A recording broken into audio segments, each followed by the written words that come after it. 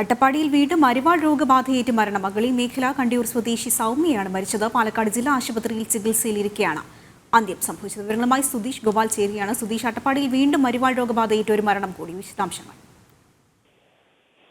ആതിര, ഇന്ന് അരിവാൾ രോഗം ബാധിച്ച് പാലക്കാട് അട്ടപ്പാടിയിൽ മരണപ്പെടുന്ന രണ്ടാമത്തെ യുവതിയാണ് സൗമ്യ രോഗത്തിന് ചികിത്സയിലായിരുന്നു. ഇന്ന് ചികിത്സയിലിരിക്കെ രോഗം വഷളായതിനെ തുടർന്ന് കോട്ടത്തറ ആശുപത്രിയിൽ എത്തിക്കുകയായിരുന്നു. അവിടെ വെച്ചാണ് മരണപ്പെടുന്നത്. 25 വയസ്സായിരുന്നു.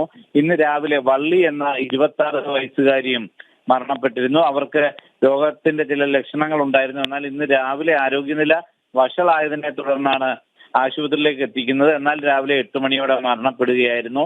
ഇത്തരത്തിൽ അരിവാൾ രോഗം ബാധിച്ച് ഈ അട്ടപ്പാടിയിൽ മരണപ്പെടുന്ന രണ്ടാമത്തെ യുവതിയാണ് ഇപ്പോൾ സൗമ്യയ്ക്ക് ഇത്തരത്തിൽ രോഗബാധ ഉണ്ടായതിനെ തുടർന്ന് കഴിഞ്ഞ ദിവസമാണ് ചികിത്സയ്ക്കായി ആശുപത്രിയിൽ സമീപിച്ചിരുന്നത്. ഇതേ സമയം വള്ളി നേരത്തെ അത്ര കാര്യമായ ഒരു രോഗം ഉണ്ടായിരുന്ന യുവതിയായിരുന്നില്ല.